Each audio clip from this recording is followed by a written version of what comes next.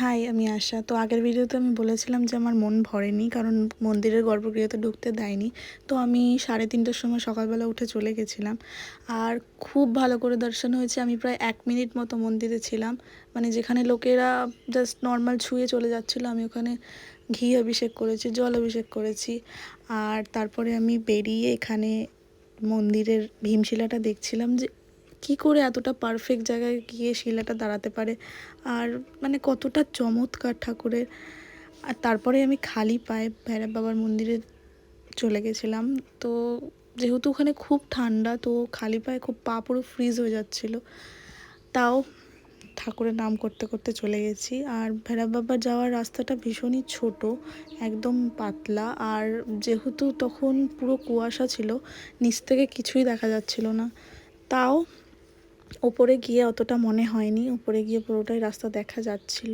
আর ওই যে দেখা যাচ্ছে মন্দির, আর ওখানে মন্দিরের সামনে প্রচুর তেল, মানে কারণ ভৈরব বাবাকে তেল চড়ানো হয়।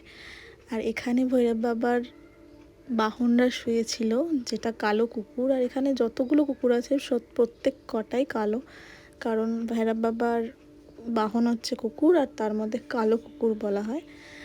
তো সবাই খুব কেয়ারফুলি নামছিল, কারণ ভীষণ তেল জায়গাটা।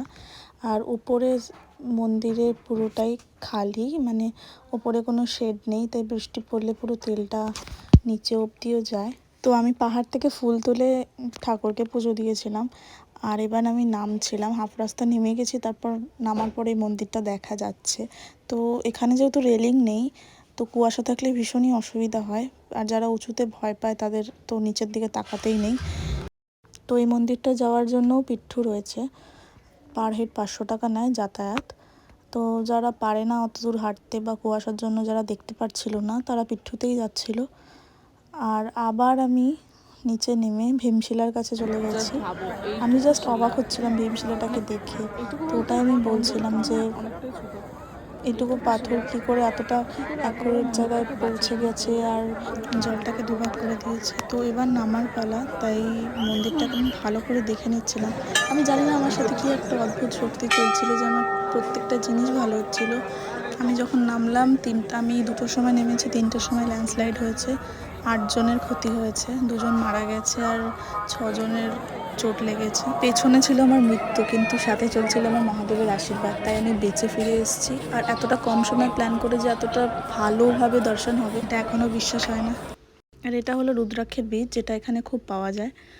তো সার্টিফাইড পুরো, যেটা ওরা সার্টিফিকেট দিয়েই দেয়।